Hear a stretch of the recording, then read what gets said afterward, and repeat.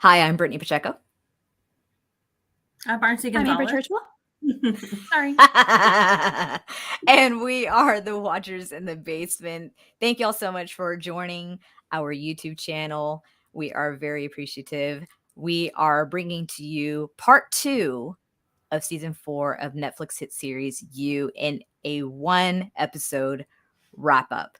Ladies, thank y'all so much for joining me today. I really appreciate it. This part 2 was wild, in my personal opinion. And first and foremost, we're going to get everyone's reactions about part 2. Amber, I'm going to start with you. What were your thoughts about season 4, part 2 of You?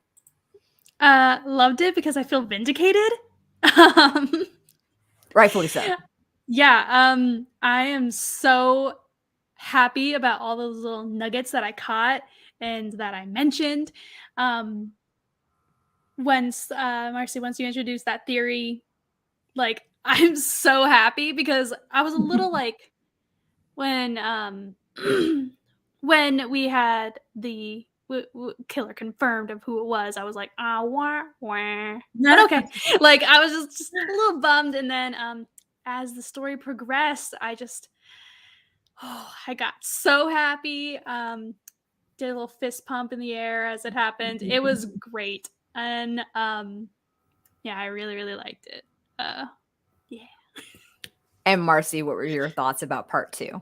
I agree. I think part 2 was a lot better than part 1 for sure for me. Also, like Amber, I was like, oh, like I saw that. Like I knew that was going to happen. So I liked that. Um, didn't love some of the things that happened at the end that we'll talk about, but yeah, some of those twists and turns, I was like, oh, okay, like I kind of expected this twist, but then they would show another twist and was like, oh, I wasn't expecting this particular twist. So that was good. Like me watching it, it was just kind of like this emoji and like the head exploding emoji. But it was good. I will say that this is probably my favorite season of You so far. I agree. And I feel like with this season, part 1 was obviously the very much of a setup. Like, here's the new storyline. Here's the quote unquote new character of Joe Goldberg, aka Jonathan Moore. Here's what's going on with his life. He wants to have a holiday from the life that he's known back in America, wanting to start fresh. And then, like, all these things start happening. And so, yeah, you have to kind of establish the story. You have to establish the other surrounding characters, what have you. But it just kind of, compared to part 2, it just kind of dragged, right? It started getting far more exciting when we were coming to the end of part 1. And then with part 2, leading off with episode 6 entitled Best of Friends, it's like, oh, shit just got real. Like, shit just got super wild with the storyline. So, how we're going to talk about part 2 in this wrap up episode is simply this: we're going to break down just a few of the characters that really didn't have much storyline altogether. We're going to talk about the new character that was introduced, because this new character has a lot to do with our leading characters of Kate and Joe. But there's a couple of other secondary characters, if you will, that did have pretty major storylines, if you will. So first off, we're going to introduce the new character, and that is of Tom Lockwood.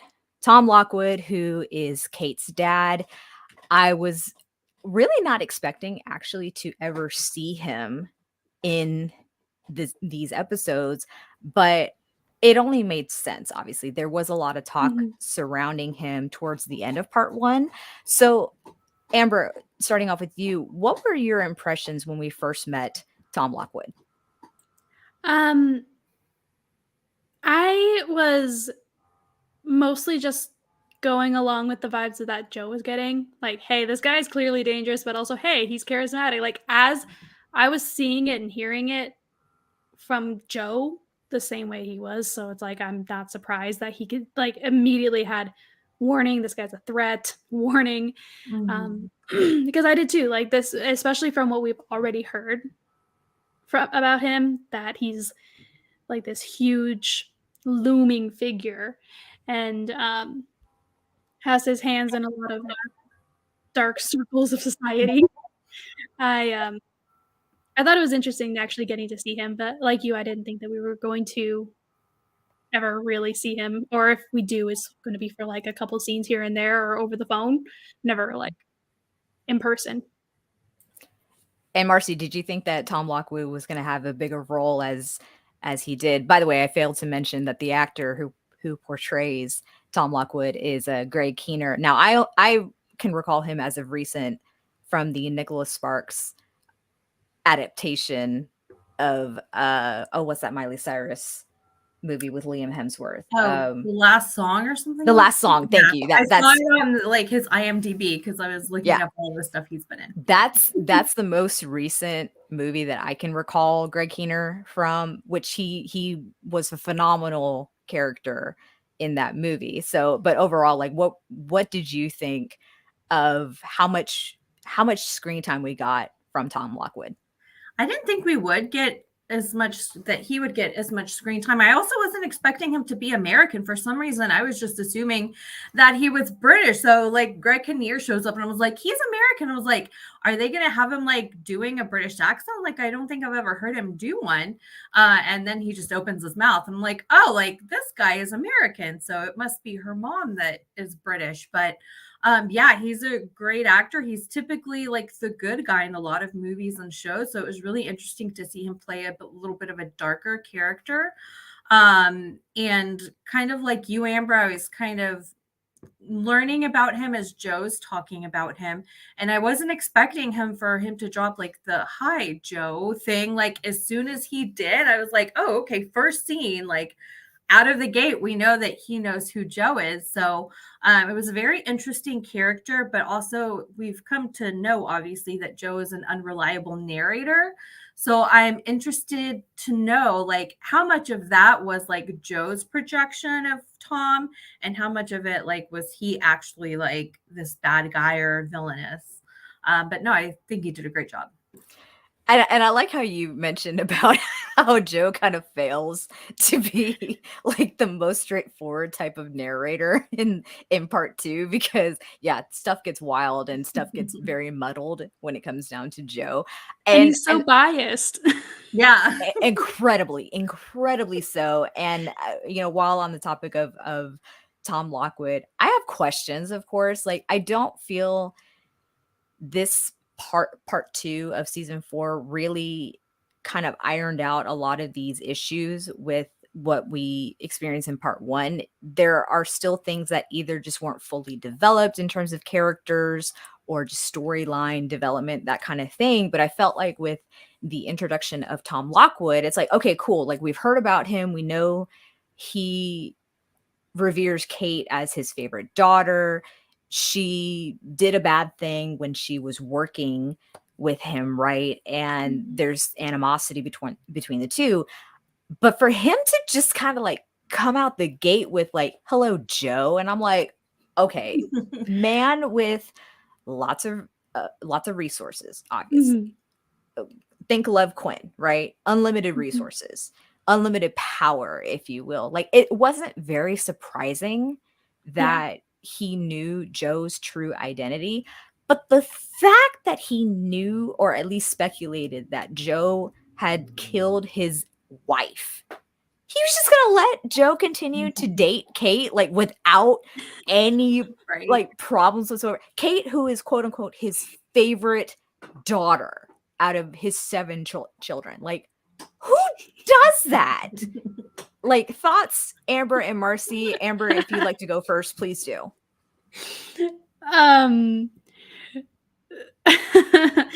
Well, yeah, I was a little I don't really know, because a lot of it is him, from what we see throughout this part of the season, is that she thinks that she was being independent and having a lot of her life, but all of her boyfriends, all of her jobs, every single like step of her life has been curated by her father.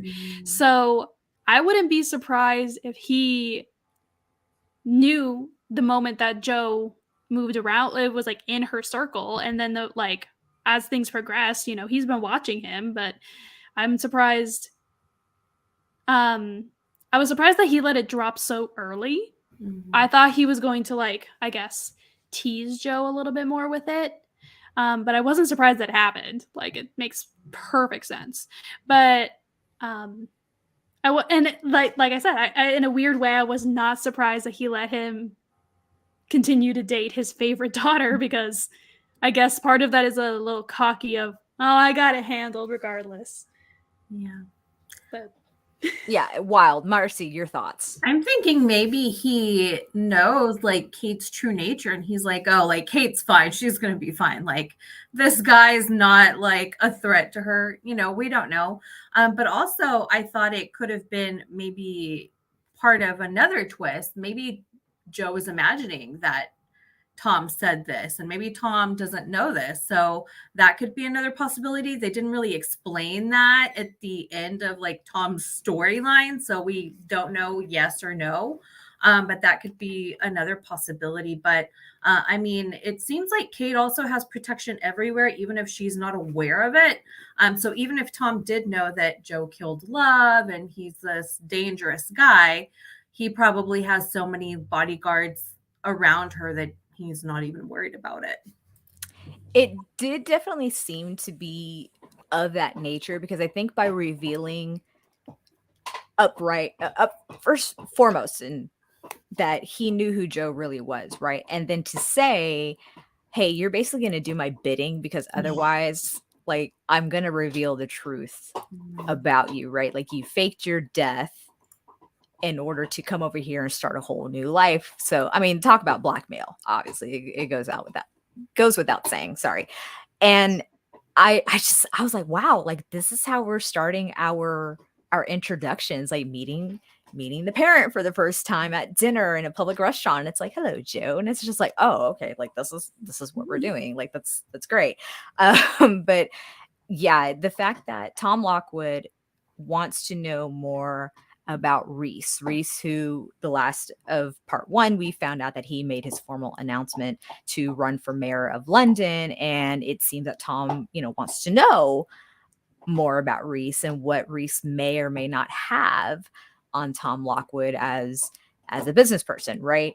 And it's just kind of like, Joe, I'm going to make you do the dirty work for me. Otherwise, I'm going to reveal who you really are. And then looking back on it now, it does make me wonder how much of this was actually legit, because Joe's narration is probably not the best in part 2, based on what we later find out to be revealed. But we will get there. We just got to cover a couple of other characters before we get there, y'all. So yeah, that was really fantastic. I mean, Greg Kinnear had some great scenes with Kate alone, and then Joe alone. Like, you could see, and in my opinion, you could see and feel just how much power he actually has. Like, when he broke it down for Kate about, you've never actually achieved anything on your own. Talk about like stomping on your achievements, right? Like, just bringing you down. Holy shit. Like, what type of parent does that? Like, you're only here, like up here high, because I've deemed it so. I made the phone calls. I made sure you had the right internships, the right jobs. You know what I'm saying? But I also want you to head up this museum back in New York. It's like, I'm going to deflate you. I'm going to berate you. But I also want you to come and do this thing for me. Yeah. Who does that? Who does that? Like, what kind of parents? Very controlled does that? Yeah, helicopter psycho billionaire parents, trillionaire parents. I don't know. For real. Tom Lockwood does that. Quick shout out to Nick and Claire from Walking with the Woods, all the way over in the UK. Appreciate y'all being here. Hopefully y'all have finished part 2 of season 4 of You, because we are definitely going to break it down here. So love to have your input. And we're going to have spoilers. For sure. Spoilers. Tom Lockwood. Yeah, that man tripped me up.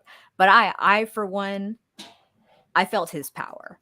Like I felt like this man can command not only a room, but he can command the world. And everyone should rightfully fear Tom Lockwood and what he's capable of. Yeah. But Joe really didn't. No, I felt like he did a really good portrayal of showing how like calculating he was, but also like how it's so easy for me. Like that's kind of the vibe I got from him. He was just like, I am like 8 steps ahead of you without even trying, dude. Why are you bothering? It was very interesting. And also just to kind of think about, like, he's trying to like meddle in like the mayor of London elections as like a wealthy American. That like shines a light on just like how much like wealthy people just play around in elections everywhere, like for fun, for power, for whatever. And then like actual like implications happen, right? It's not just like somebody's playground, it's like actual policy and things are going to happen. So I think that was like maybe something that they were trying to subtly highlight, is like people can have so much power and just kind of like, I think I just want to like mess up with, you know, like the mayor of London elections. You know, as one does, you know, why not? Did he ever even say why? Like, why? Is it just because he was bored, or just? I think because what was his gain here? I think because the running opponent posed a threat to Rhys altogether, and if Tom Lockwood is not going to benefit from this whole situation, then like why is he going to even back it up? Oh my gosh, Nick and Claire. So they revealed that yes, they finished part 2 just 5 minutes ago, and Amber's response, of course, was, oh, so it's all fresh, and Nick comes back with fresher than Joe's victims. My goodness, y'all are wild. That's fantastic. Yeah, so Tom Lockwood is at this point a force to be reckoned with, but because he has like a very, I won't even say toxic relationship with Kate. There's definite animosity between the two. Kate clearly does not use the Lockwood name. She wanted nothing to do with her father, after she later comes to find out that she was the one who made the decision about, I guess, poisoning the water supply that caused all these kids to fall ill with cancer. And she's always felt guilty about it. And I guess in lieu of that, her father tried to like make amends by creating all these charities, blah, blah, blah. But she ultimately wants nothing to do with the Lockwood name and the business, right? So because she gets upset with him, and I'm kind of like divulging from my notes and getting ahead of myself, he does something to basically make her upset. And anytime anyone upsets a person of interest in Joe's life, he's going to step in, right? So Tom Lockwood's not long for this world. Like, let's just be real.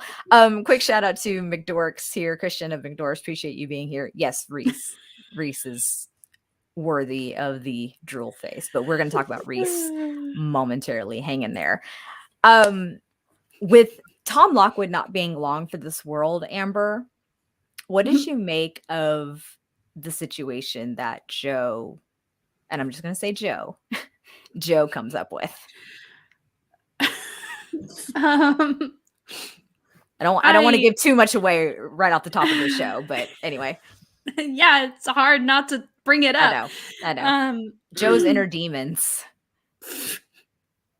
So, why does he just go into his one true profession of being an assassin? Like, this is his one true, like, this is what that is his dream career. Let's be real.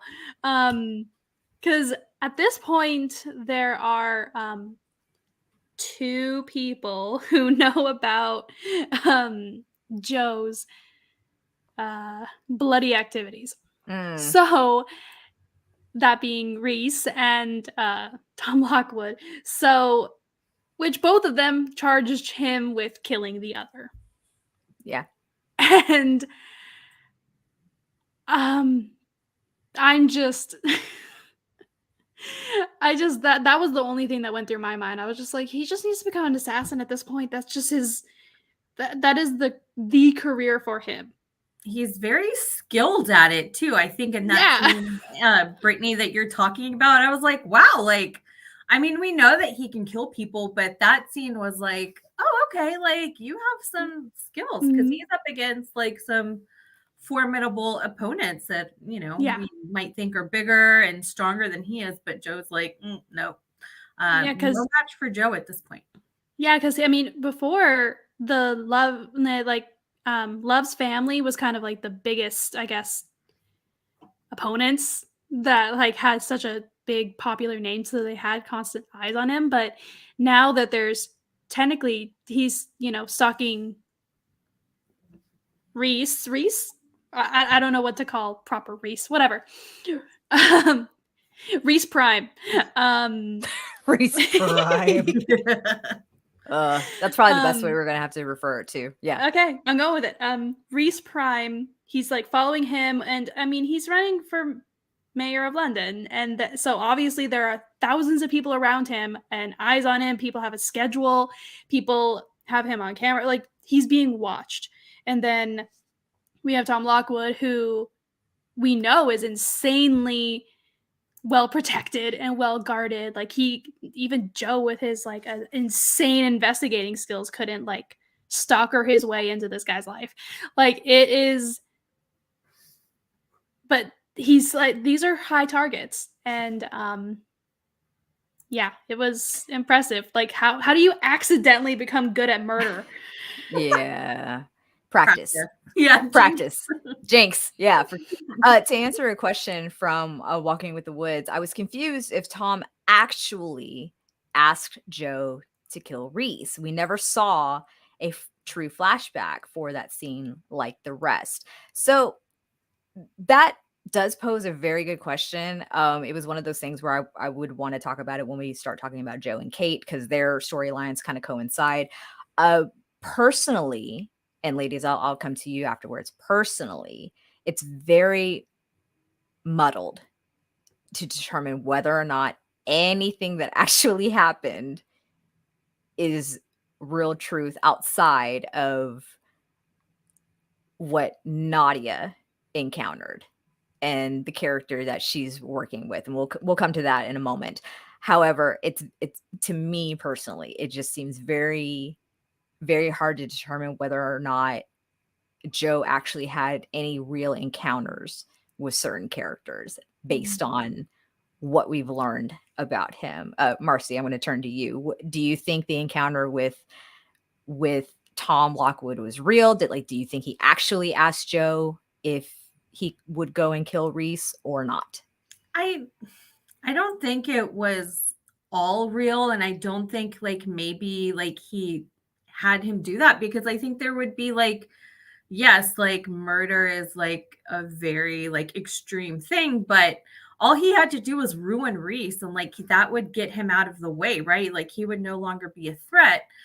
So you could make the argument that like, why would you need to kill Rhys to just get him out of the way? However, later on, we also see that maybe like murder is not above Tom Lockwood's MO to get rid of a certain threat or a certain threat that somebody else has. So it's hard to tell. Amber, what are your thoughts? I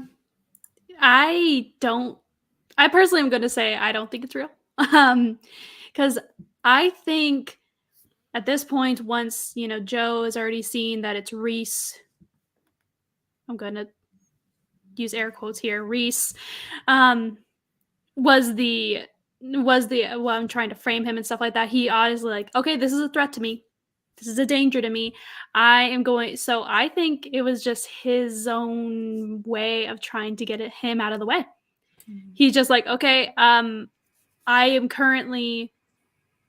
feeling very trapped and like by Rhys to target Lockwood, and so what better way to get rid of Lockwood than have get rid of Rhys than have Lockwood also have me aim my sights at him too. So it's just kind of like I know it sounds so convoluted as you're saying it, but I think he just was feeling very, very trapped and was like, hey, I'm just going to try and kill both of the obstacles in my way. No, I can totally see that just because of what's Mhm. later revealed about Joe. And once again, for those who are watching live and tuning in for the replay, we will cover it, but we want to get through a couple of other characters and side stories before we come to the top two, which are Kate and Joe. So we will come back to these topics shortly. So Yes. once again, the new character in part 2 is Tom Lockwood, who is Kate's father. They have a very strained relationship. It seems like they're getting along fairly well, but then there are a couple events that occur that do affect other character storylines that Tom kind of plays in, and it doesn't pan out very well for Tom ultimately. He's not long for this world. Spoiler alert. Real quick, I just want to cover Blessing, Sophie, and Rold, who are part of this Oxford group. They really don't have much story when it comes down to any of this season. I mean, we did see Rold have the encounter with Jonathan Moore out at Hampsey. Rold suspects that Jonathan is the Eat the Rich killer and what have you. But ultimately, after what occurred at Hampsey, Rold's kind of like, oh, sorry, like you're not the Eat the Rich killer. So he tells Kate in the beginning of part 2 that, he's leaving the country. He's going to go escape. He's going to go like away until this whole Eat the Rich killer story like fizzles out. Right. So we don't hear or see Rold for a period of time. Blessing and Sophie are just kind of like here and there. But again, they don't really have much going on with their storylines. Like they're less than secondary characters. Like I guess you could say they're tertiary characters. They're more I feel like there are more comedic cushion characters. See, like, I they're wouldn't just there even to go that cushion far. things. Like it's Yeah. just but because they were barely even I would say tertiary characters in the first half, but in the second half I feel like, especially with the whole while they were high and Rolled and Jonathan / Joe was going through like the back and forth, I feel like every single time we saw them after that was just comical. Yeah. Like it was just there to give us a chuckle. I mean, I personally wouldn't give him even that much of a regard of kind of comic relief because I virtually don't feel they served any real purpose whatsoever. Now, Connie, who's also part of this Oxford group, had a little bit more story than the other characters I mentioned previously. Outside of just not having an alibi as to why he couldn't be the Eat the Rich killer, because he's high all the time, he's got a drug problem, he acknowledges it, but the fact that like he goes to Joe and like asks him for help, he's like, you helped out Lady Phoebe. Put a pin in that. We're going to talk about that when we talk about Phoebe. You help Lady Phoebe, help me, like say the words to me to help me overcome this problem. And so like in this act of desperation, if you will, Marcy, with Connie reaching out to Joe, Joe's already got his issues, right? He's got his issues with Rhys, air quote Rhys. And Connie kind of presents an opportunity. When all of this was unfolding, what were your thoughts on the interaction between the two? I thought that for some reason in part 1, they were making him like kind of very in the background. So I thought maybe one of the twists was that for part 2, he was actually going to like play a much larger role than he really does. So when they started kind of incorporating him a little bit more, I was like, oh, okay, like maybe they are going to make him part of a larger storyline. But it was just funny, like their whole first interaction when he's asking him for help and just telling him about all of his troubles. Like you really start to feel bad for the guy. You're like, well, like you are like very, very pathetic, and you must be feeling very pathetic if you're going to go to Jonathan, who like you barely even know, like you've been making fun of. Like you stooped that low. Okay, like we feel for you. But then I love how Joe kind of sees that as an opportunity to be like, maybe we can point suspicion away from me, even though like maybe that doesn't entirely pan out. But I thought for a second there that Connie was going to play a much larger role than he really ended up doing. Mm-hmm. Yeah, for sure. And there comes a point, as previously mentioned, that there's an opportunity for Joe to maybe frame Connie for the eat the rich killer murders, right? Mm-hmm.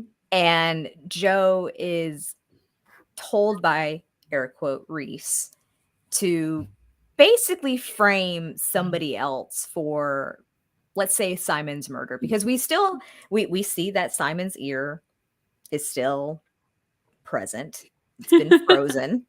And in order to take the heat off Joe's got to put the blame on somebody else, and that possibly is Connie. Did you think that was something that Joe was actually going to follow through with? No. Just flat out no. Not for me. I think it was more just I don't think I have compassion he pitied Connie. I just more think he was just like, wow, you're kind of pathetic, dude. Like and also, I mean, he did try to kind of like reason away, well, like he'd get the help he needed. Like he did try, and then also like later on once it is settled and he finds out that he did get the help that he needed, it's like he's like, oh, okay. Like he's just, Yeah. I don't think he had as much conviction in it. I think it was more just he had pressure outside forces from Rhys. For sure. I absolutely agree. But we'll kind of circle back to Connie in a little bit. Let's talk about Lady Phoebe and her person, Adam. Quite honestly, and Marcy, I know I've seen you post memes about Lady Phoebe on your Facebook about how she's literally the most likable character in this season. I 100% agree, just because I loved her. Actually, her storyline isn't completely well developed, but for what we got, I think I actually really enjoyed it. So Lady Phoebe and Adam, they don't have the most stable of relationships.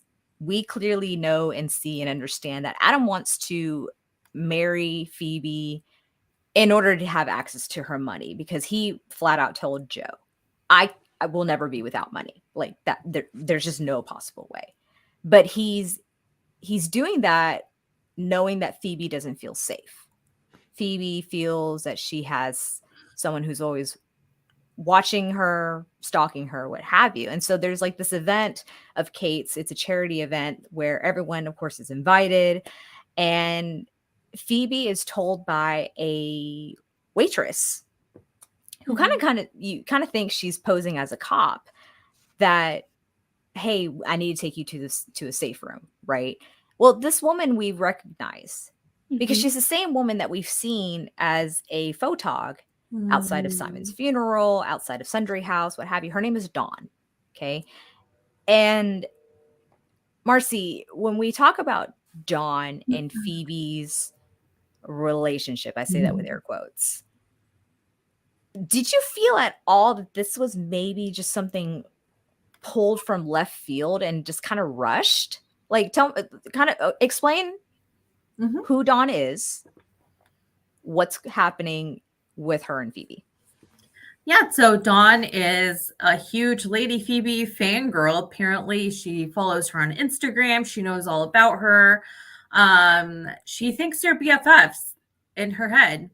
She doesn't understand that it's only in her head and it's not in real life. So, again, she's posing as a waitress at this event. And then escorts Lady Phoebe. She's like, hey, the police really need to talk to you. We have to go to the safe room. Which is like, okay, that's a little bit weird, but okay. Like Phoebe complies.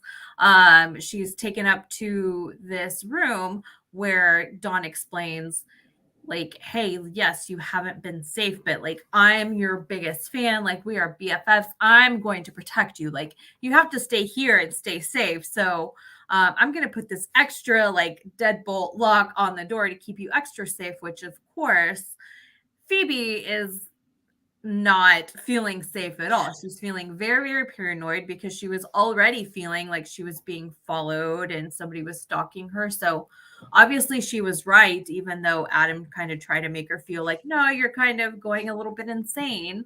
Um, Mhm. so Yeah, real supportive that one is. exactly, right? Like even after like their friends have been murdered, he's like, you're gonna be fine.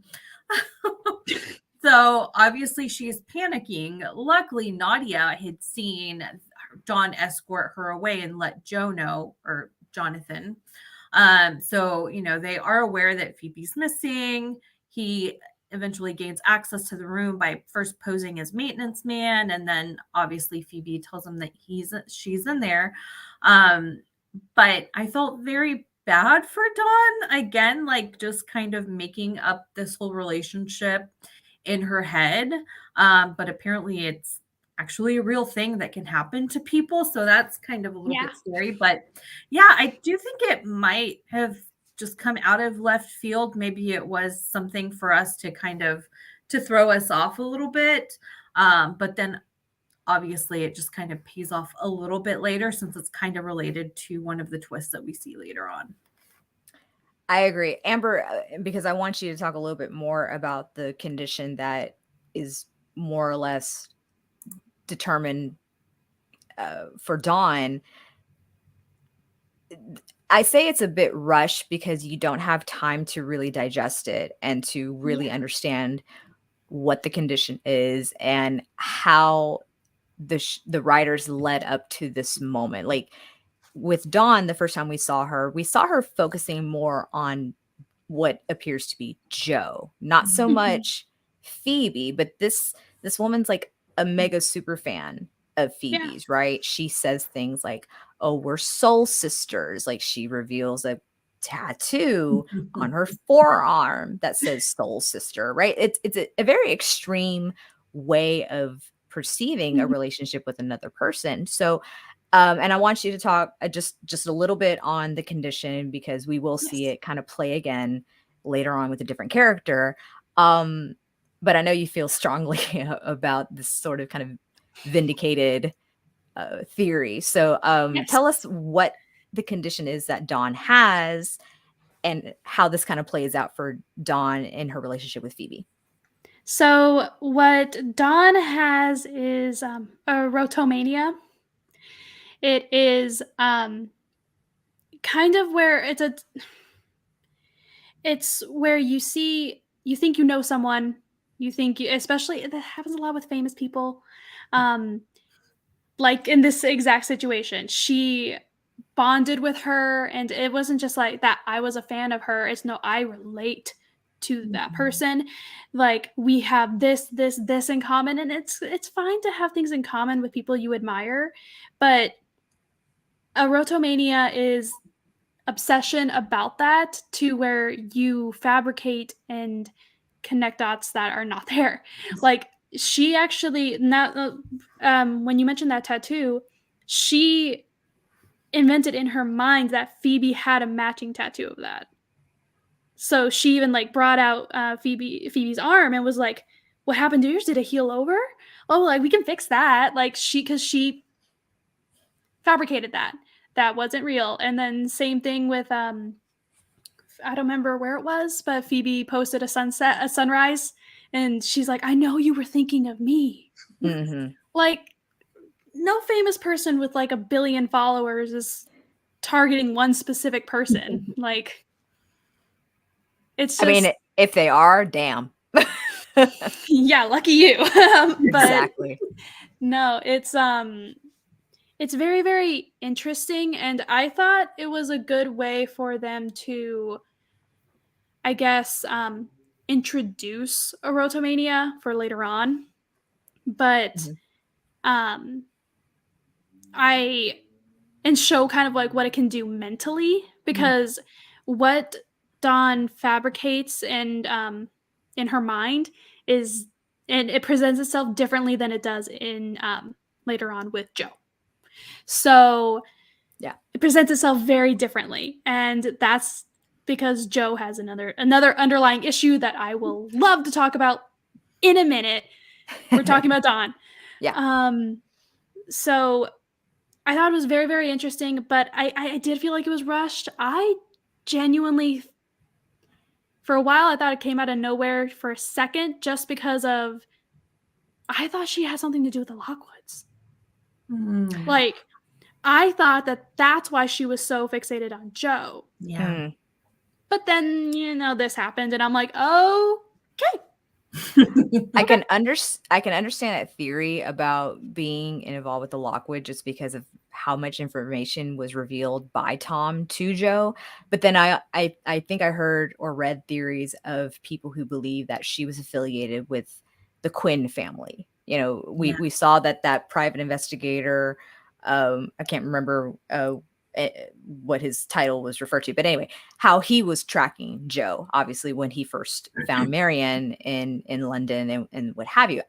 I think we all kind of felt that Dawn was more fixated on Joe than she was on Phoebe. For me, there wasn't enough like breathing room to make you see and understand, oh, she was really there because of Phoebe, not because of Joe. Like there was different I mean, and it's kind of hard to say because the time that we did see Dawn, it's because Joe and Phoebe were in close proximity. So, but you're made to, in my opinion, you're made to believe that she's only fixated on Joe. To me, and I can almost relate everything back to season 8 of Game of Thrones. There just wasn't enough breathing room to make you flesh out a storyline and believe it and really say, you know what, I get it. I get the understanding of introducing this condition, because before this episode, I never heard of the condition at all. Like, truth be told, I don't know enough about mental health illnesses to say like I'm an expert, and I never will. But this was something for me that I was like, oh, okay, like that's a thing. People do suffer from it apparently very deeply. Yes. And I didn't make the connection of, or I just felt it was just too rushed to make the connection to that of Joe's character. Again, it's one of these parts and one of these elements in part 2 that I felt like it wasn't completely ironed out. You know what I'm saying? Like, had it been introduced in maybe part 1 and kind of fleshed out a little bit more, I think I would have believed it a little bit more, not felt it was so rushed. Right. Yeah. So Dawn, because of this kidnapping, Phoebe obviously feels very threatened. Joe is witnessing like the fear that's on Phoebe's face and what have you. He decides in that moment that he's not going to put the blame on Connie as previously thought. He's going to instead put the blame on Dawn because she's got this backpack that has like all these supplies and things like that. And an easy scapegoat. Yeah. Easy scapegoat. When police come in, try to, take control of the situation, they see that, oh, look, there's Simon Sue's ear. So Dawn, while she does truly have a mental illness, she is wrongfully blamed as the Eat the Rich killer. So, but all of this set aside, Phoebe is now in a very fragile state of mind. And Adam, being the shit partner that he is, he's like, I don't even see this. I'm going to propose because that is what I need to do in order to survive. And Phoebe, like, I love her for this moment for rejecting him because she was told by Dawn that Adam is basically just going to make her penniless and doesn't want her for the same reasons that Phoebe wants him. And because of the rejection, what have you, she's kind of going through, like, I guess you could say, a psychological breakdown, and is just paranoid. She's fired her staff. She is moving in with Kate, basically. And Kate's like, you need professional help. Like, I want to help you get that help. Well, and then she's Adam, self-medicating. And she's self-medicating. Exactly. That is a very important part to state, because then Adam swoops in saying like, oh, like I realized what I lost when I lost you, and like nothing else matters but you. I will take you to rehab or whatever. Well, no, he doesn't, because he's a shithead. He instead takes her to like a bar, probably Sundry House, and says, "We're engaged," like, because that's the thing to do. Like, were either one of y'all shocked when he swooped in to say, like, I'm gonna help take care of her, I'm gonna take her to rehab, but then really he has ulterior motives? Were either one of y'all shocked, Amber, when he did this? I wasn't shocked that he did it. I was just shocked at how easy Phoebe and, like, I guess Kate let it happen. I know, like, she did put a little bit of resistance on it, but you know, when the moment that Phoebe's just like, just let him do it. Mm-hmm. Like, she's just like, okay, fine. Like, I felt like that was a little bit too much. But that also might just be me. If I had a friend who was clearly self-medicating to a dangerous level and was not doing well, we have had friends around us like just dying like flies, like I would be more concerned, especially with something with that situation. I'd be like, no, come back when both of you are sober. Yeah. Like I felt like I would have done a little bit more, so I wasn't really surprised about him. Surprised about the ease of it. I agree. And to keep this story going, Marcy, with Adam's plans to use Phoebe's money to expand Sundry House. And not only that, they're going to hold an engagement party at Sundry House. Shocker, it's not an engagement party. No. It's a wedding. Kind of walk us through what happens there, Kate and Joe, and even Phoebe. Phoebe has some reservations about what she's about to do. Yeah, you can really tell that she's not really 100% invested in this, but maybe because Adam says it's the best thing to do, or she just really needs something to hold on to at this point. Again, she's self-medicating. She's clearly going through a lot. You know, Kate is like, I really need to find Phoebe. Like, you know, I really need to help her. I don't know what Adam is doing. It can't be good. Probably brainwashing her. So Jonathan or Joe gives her the idea to be like, well, she never wears the same thing twice. So like, what's she probably doing right now? And then, you know, Kate deduces that she's probably like shopping. She's probably getting a new dress. So she finds her there. They start talking. You get the feeling that maybe Phoebe's actually going to start listening. And, you know, Kate's like, let's take you away like we had originally planned, then you can come back and like get engaged and be married and all of that jazz. But then Phoebe springs a surprise. It's like, nope, this is actually going to be a wedding, not an engagement party. This is probably going to be my wedding dress. So again, we don't see that much of a fight from Kate like we might expect. And again, like if we had friends that were in that situation, might put up more of a fight. You know, but then she's like, okay, fine. If you're going to do this, like at least like sign a prenup, like be smart about it. Which again, like that advice goes completely out the window when Adam strolls up and is like, hey, like you're upsetting her. What did you say to her? Did you notice that every time you come around, Phoebe gets upset, which is like a terrible, terrible thing to say, but very in character for Adam to just kind of be that dick that like says Total that. gaslight. Exactly. Total. Big red flag. And it's definitely a thing that abusers use to like, and narcissists use to kind of like make their person stay. Yeah, absolutely. Make everybody else the enemy.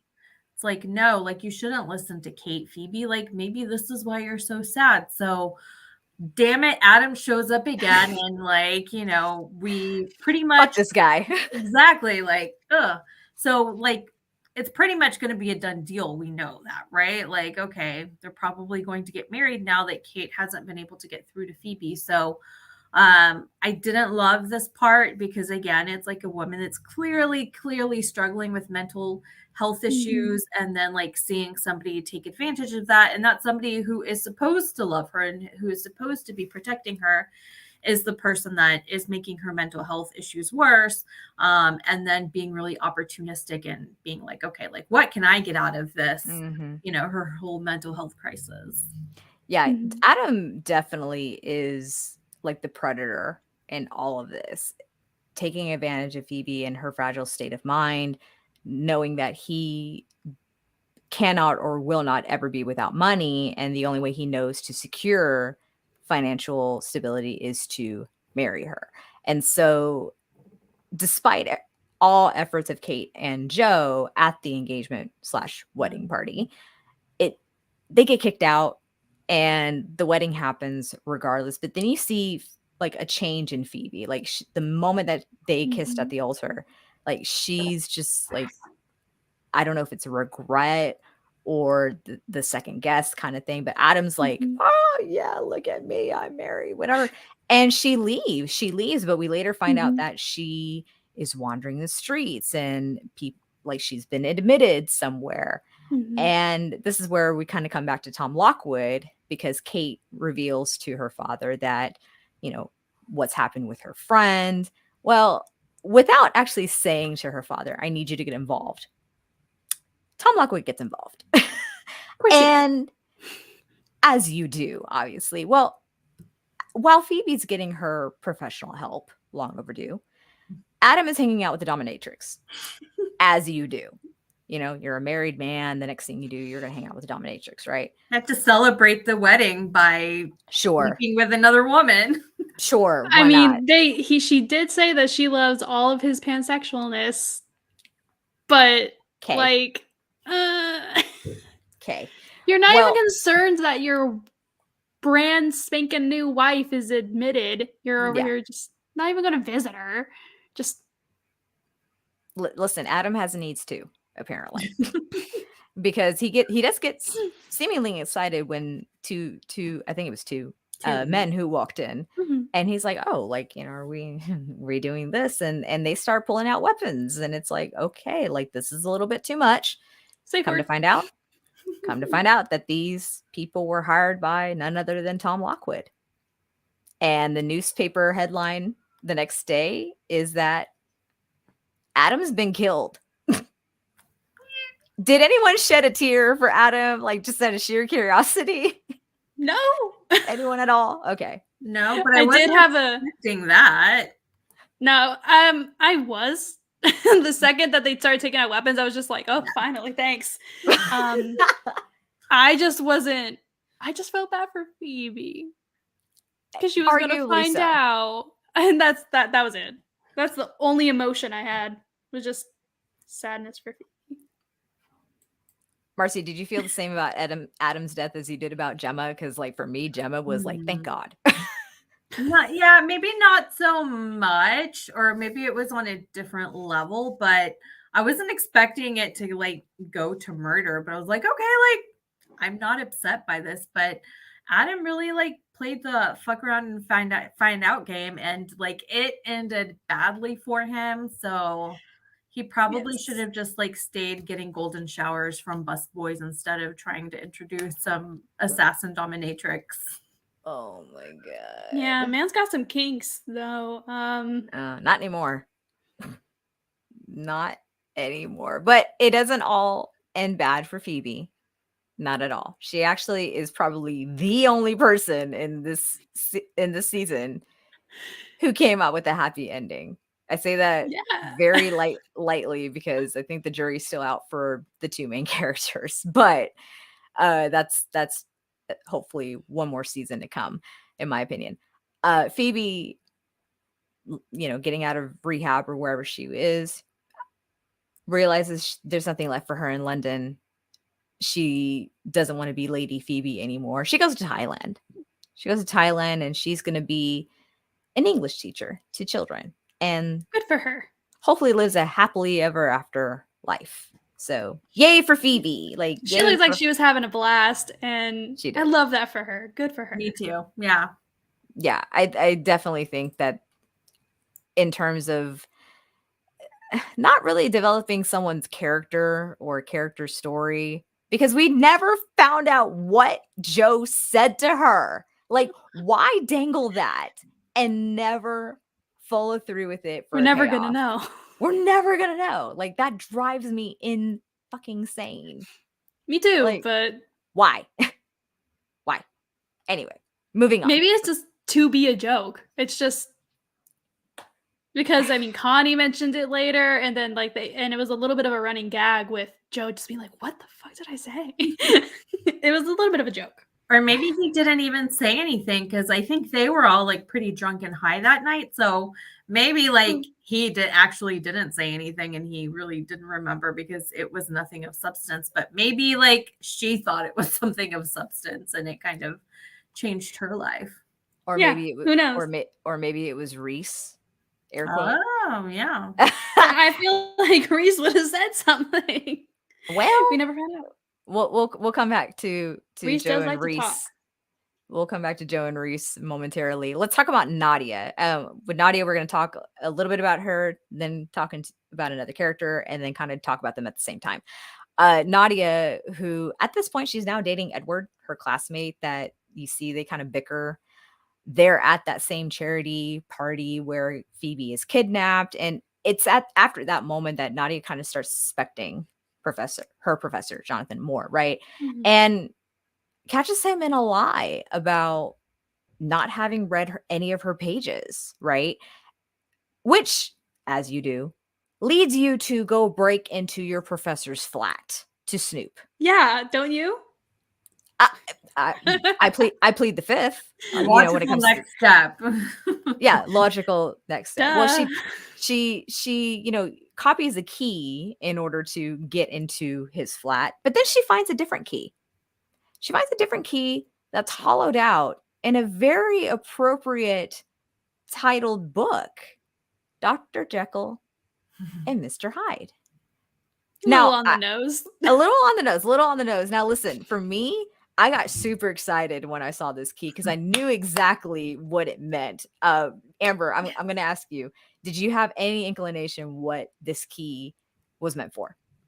I'm just like very nitpicky, especially about books. So I actually paused it to read the cover. As you would. Yeah, and so the second I saw that, and as I will discuss later, once we actually get into that condition, I am really fighting to hold myself back, if you can't tell. I have done I've written essays and things like that about how a certain condition is presented in the media and movies and films and shows and books. Like, that is a hyperfixation of mine. So the second that I saw the title, I was just like, oh, okay. I'm not going to get my hopes up though, because I got my hopes up before and then they were shattered. So I was like, don't hold your breath, but you can have that little nugget. Yeah, the second that it was revealed it was a key inside of it, I was just like, okay, something else is here. And I just started getting more and more excited. It just kept building. And sweet vindication. Yes. And I'm going to turn it over to Marcy because the moment I was watching this scene unfold, I messaged you and I'm like, is it sad that I'm more excited for this than for the person?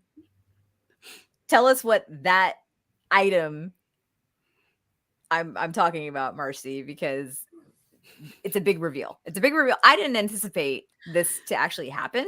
I didn't either. To be honest with you, I'd kind of forgotten about it. Because, we hadn't seen it for this whole season. Mm-hmm. And Joe kind of told us before, he's like, there's always a box. I'm like, there's always a box. So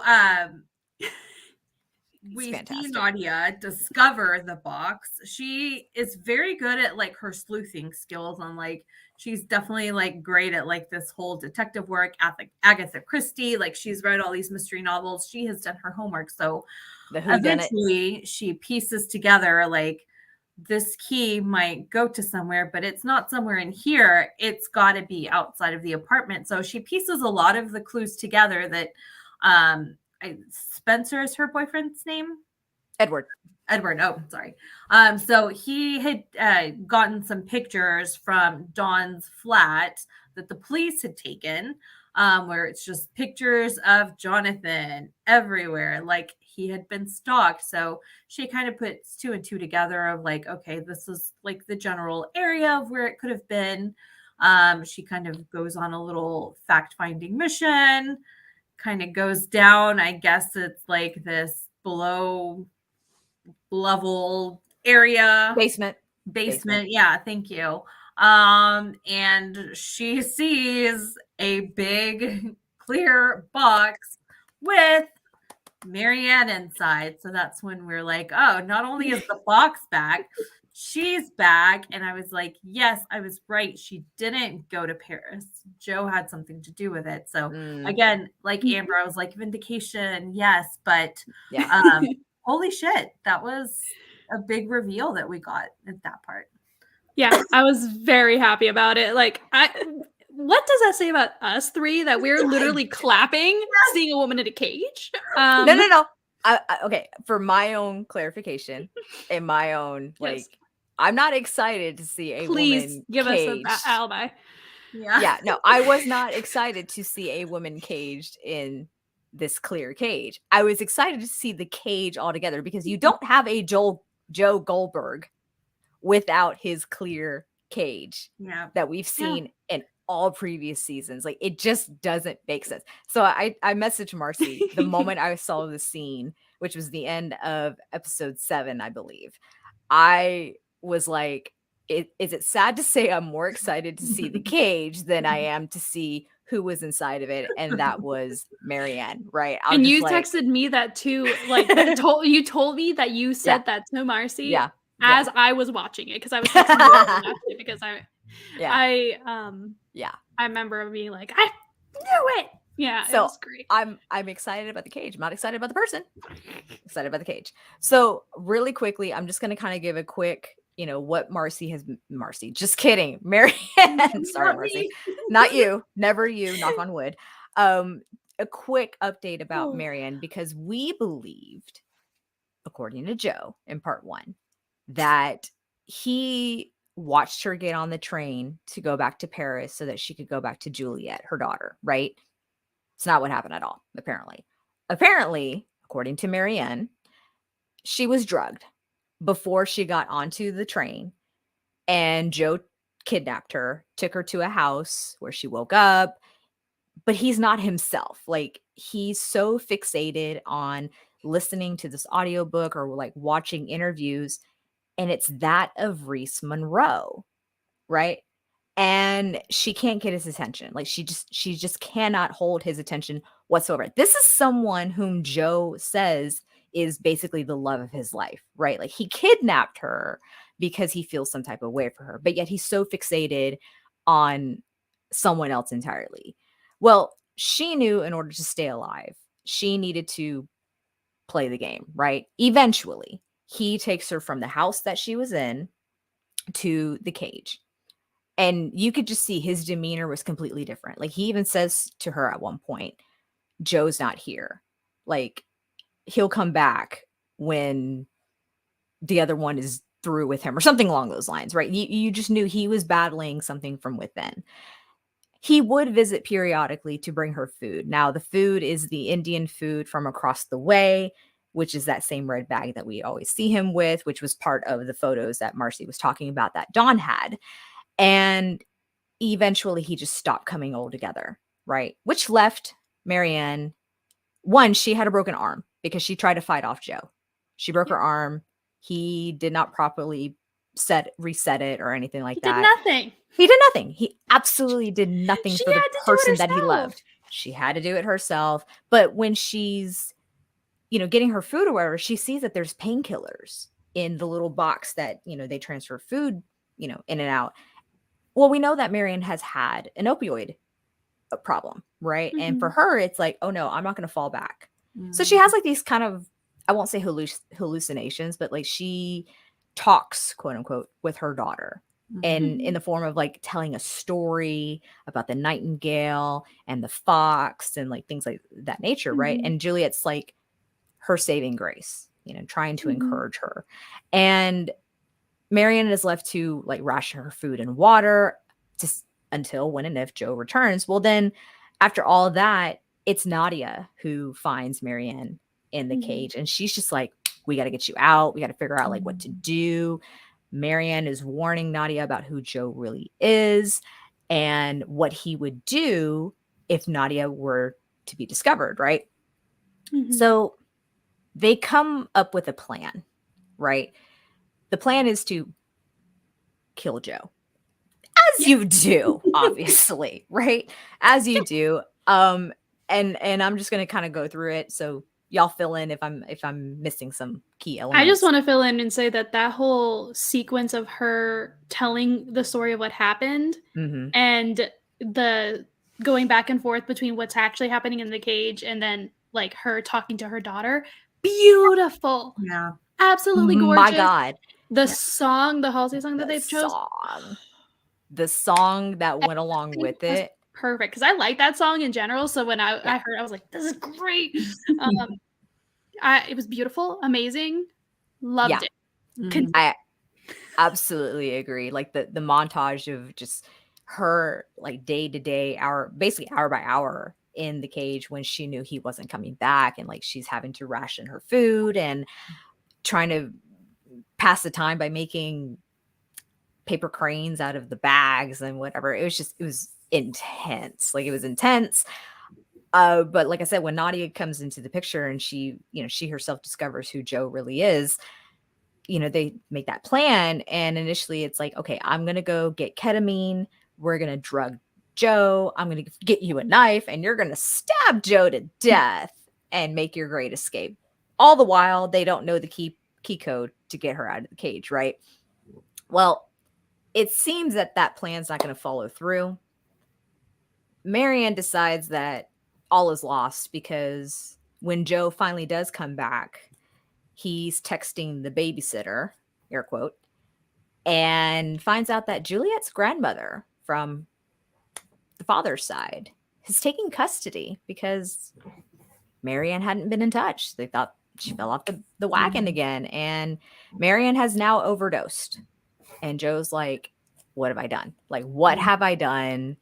Juliet is without her mother, but you know what? The only convincing way to make this legit is to take her lifeless body and put her on a park bench and make it seem like she's a junkie that overdosed. Okay, plausible. But then plan B, it's like the laziest cover up that he's ever done.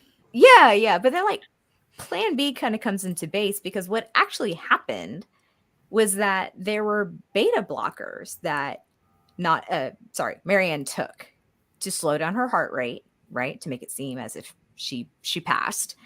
And Nadia injects her with, I don't know, something to basically just say like, to wake her up. Probably she has like an adrenaline. Yeah, something like that. Like she actually hasn't OD'd or anything like that. It's to wake her up. And then Marianne gets to go back to Paris without any problems. Yeah. Like that is one amazing failsafe. Because that was the failsafe. That was just in case I don't make it here in the morning. Like that is a brilliant failsafe. And I wanted to ask both of y'all, I'm going to start with Marcy. Did you think we needed to have Marianne come back at all for part 2? That's a good question. I think later on and kind of like the twist that happens, I think it was important for her to come back and just kind of figure into the equation of what's really going on with Joe or Jonathan. At first I was like, oh, like they should just kind of let her like be living her life. But no, I think it was important for her to come back and for Joe to see that and how much he thinks he cares about her, how much he thinks he's in love with her. Because then we see that not everything is as it seems with Joe, and maybe not everything is as Joe thinks it is. Amber, what are your thoughts about Marianne coming back for part 2? I do also agree that I think it was kind of needed, but I also think it was needed for when the big reveal of what's going on with Joe, for Joe to realize what's happening. He's like, Mm. I am so far gone that I completely fabricated what actually happened versus what really happened in reality. Because he completely made that up. The reason that he hasn't been there, like, he completely made that up. And yeah, he's like, oh yeah, I was in love with I was so in love with her. I crossed the country I faked my own death. Like, I did so much just to be with her, and I let her go and haven't even really thought about her since. And it just kind of like, I feel like it was more of cold bucket of water for Joe about the severity of the situation he's in. And maybe now that we know what actually happened, maybe that whole private investigator sent by Love's family was also a fabrication of Joe's mind, because he was only there to be like, oh, like, I'm not going to kill you, but you have to kill Marianne. So, like, maybe he just completely made up that guy too and was like, oh, like, this happened when it maybe didn't even really happen.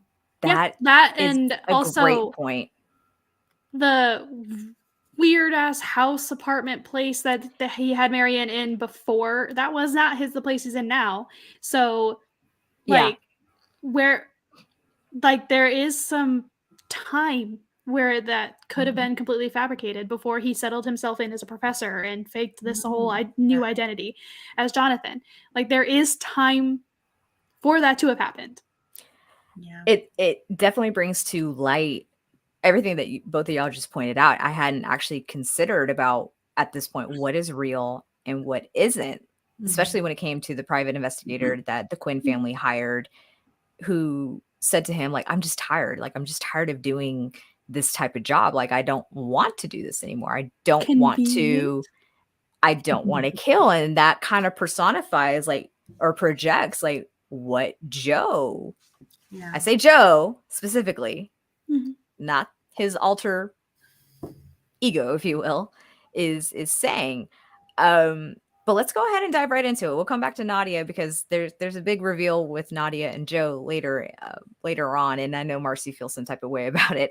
But let's go ahead and talk about Joe and Kate, the big characters in this whole season, of course. But with Joe, there's this big reveal that, sorry, you can hear Luna in the background, that even though he was being blackmailed, if you will, by air quote Rhys, that if he didn't frame another person, that Rhys was going to come back on Joe and say, like, I'm going to put everything on you, right?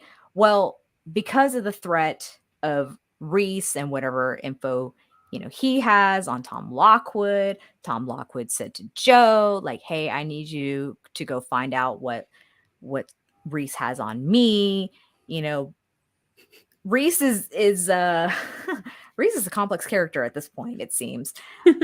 But there's information that's passed on to Joe that hey, Rhys went home to his ex-wife or something like that, and is kind of hiding out. And Joe, you should go over there and go talk to him. And that doesn't go over very well. Not for, how did you put it, Rhys Prime. Rhys Prime? Yeah. And now looking back on it, because I remember even messaging Marcy after I watched this episode, I'm like, oh, this makes a whole lot of sense, because you do see Rhys and Joe in one encounter in the beginning of the episode where it's kind of like a public speech, and they look at one another. Like, it's actual eye-to-eye contact between Rhys and Joe, but nothing seems to have passed between them. It's kind of like as if, okay, I'm going to play a different person in public, but when I'm in private with you, Joe, I'm a completely different person. I'm the asshole murderer that you know. But then at the very end of that episode, when Joe does come to the house and Rhys opens up the door, mind you, no cameras, no other people. Rhys is kind of like, do I know you? And Joe's kind of like, that's funny. Like, really? You're really gonna do this now? Closes the door, and Joe asserts himself, takes him to the barn where Rhys is just, he's only got a button-up shirt on, And the way that Joe tortures him, like putting, what is it, a zip tie or some Yep. kind of something or other around his, you know what, to torture him to get information about Marianne, because Rhys had come to his home previously to say, like, we have Marianne, like I have Marianne locked up, right? Mhm. Sorry about Luna. And Joe's like, where is she? Where? Starts choking him. Starts choking Rhys Prime. Kills him. Yep. And then you see Rhys pop up right next to him in like a Men in Black suit. And I'm like, Yeah. there's a twin? That was the first thought I had. I'm like, oh my God, he's a twin. He killed the wrong twin. And then it was like, oh, it's a hallucination. Rhys is like in his head. Mhm. And so my initial question to Marcy was like, how the fuck did Reddit users like figure this shit out? I'm like, it's technically not accurate, okay? Because Rhys is not a figment of Joe's imagination. Rhys is a real person, as we witnessed the murder of. But the erotomania, is how you pronounce it? Erotomania, yeah. Erotomania is something that Joe has. And Yup. he was so fixated on Rhys that he morphed into his own mind. Amber, I'm going to let you take it away because I know you've been dying to talk about this. Yes, I am like vibrating with excitement over here. So the very specific thing that I have such a keen interest in media is dissociative identity disorder.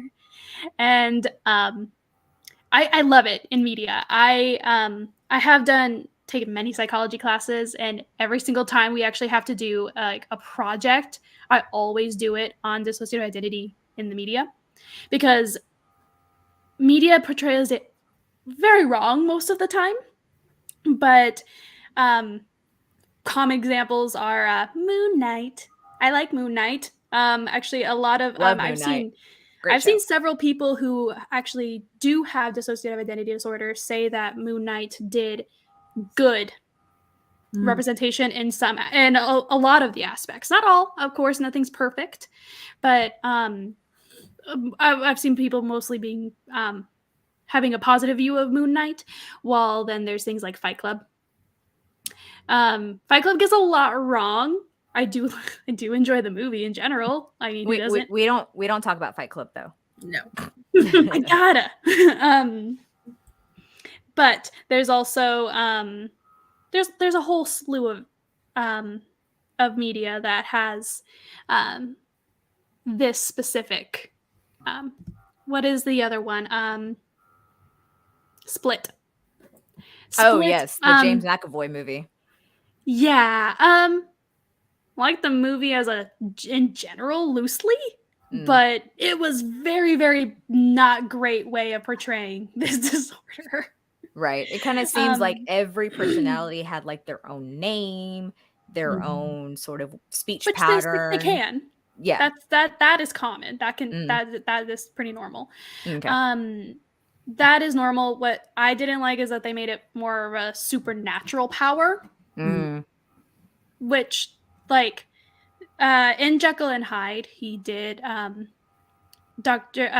his was not born naturally. Like a dissociative identity disorder forms from trauma, specifically trauma in the childhood. It's because before your personality fully develops, it's kind of a traumatic event will occur, and instead of basically being one huge personality, you're kind of just little pockets.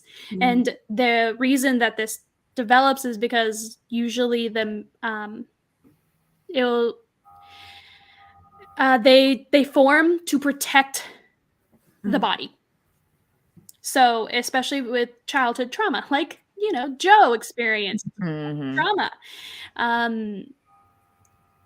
and I feel like Rhys became this. So what happened in Jekyll and Hyde, like that was referenced earlier, that's the book that he keeps the fake book that is the key, hides the key. Dr. Jekyll creates a potion, an elixir, a chemical that splits his personalities into good and evil. Again, that's not really how it's done, but Hyde did a lot of murder and horrible actions and killing, but he did all of that on the base drives from Jekyll. So, like, Jekyll was a guy engaged to a high society woman. He can't go off and just bang a hooker on the street. So that's what Hyde does. Oh boy. Somebody denies Jekyll funding for his experiments or something like that, and he'll just go and kill him. Like, right. Hyde, So quickly, to kind of relate this to that of Joe, with this kind of Dr. Jekyll, Mr. Hyde personality, is that he, for one, it's determined that he has always been the eat the rich killer, right? Yes. Rhys is the deepest part of his killer instinct, right? The deepest demon that's within him, right? And so Joe managed to kill Simon, one, because he was exploiting young artists, right? Yes. He killed Malcolm because Malcolm was making fun of Marion, calling her a whore and leaving Joe, what have you, right? And he killed Gemma because she was onto him about how killings only began once he started hanging out with them. So he did what, Joe, or maybe it is Joe. Maybe the persona is Jonathan, but you know what I'm saying? Like the real Joe inside him, that's kind of personified as Rhys in the black suit, came out to do because the outer shell would not actually follow through with it. Yeah. Right. And I think going off of the DID, I think a lot of it we saw it pieced together because obviously his childhood and his past and things like that. And I said it in the when we covered episode 1 and 2, when Marcy, when you first said that this was a theory, that he already shows dissociative behavior by even just his internal narration is always displacing his actions, his thoughts, and his behaviors on that season's you. Yeah. I'm doing this for you. I did that for you. I said that for you. I'm doing, like, everything is displaced, which is the kind of term for dissociation. It's disconnecting that, and it's to protect yourself and your mind. So I think that his personality did split. He did have dissociative identity disorder, so his dissociated side, I think it's usually described as like memory loss, which we know he has, gaps in time, things like that, a fugue state, which is just kind of, which I think is what he was very much in when with Marion. Sitting there zoning out for hours, days, who knows? That's a fugue state. And while he was doing that, he was listening to the audiobooks of Rhys, the real Rhys Prime. And there are cases of DID where alters, that's kind of the term, alters, will see themselves as somebody different. Like, it's so hard to explain. So him latching onto a specific person, that has happened. I've seen ones who alters have believed that they were Jesus Christ. Interesting. Yes. Other ones, I've seen articles where alters were, I can't remember what animal, but there was an animal because as a child, they're like, okay, this is a scary, fearsome animal that's going to protect me. And I am going to be like this scary, so that personality will form because I'm going to be this terrifying monster to protect the body. I see. And so it's not surprising that while he was in a fugue state, and developing this dissociation and forming this, and as he's listening to an audiobook about a person, of course he's going to latch on to somebody who had the same childhood background as him. So So it is a split personality, but the split personality is Rhys. right. And so, Marcy, I'm going to come to you next. Learning all that we've just learned about DID and Joe very much relating to that of Rhys's autobiography, although Tom Lockwood suggests it's embellished to some degree, right? That's kind of the reason for Tom Lockwood being involved so heavily with the mayoral candidacy, because he wants to out Rhys and thus use Joe for his, dirty work, what have you, right? Because he's got leverage on Joe altogether, right?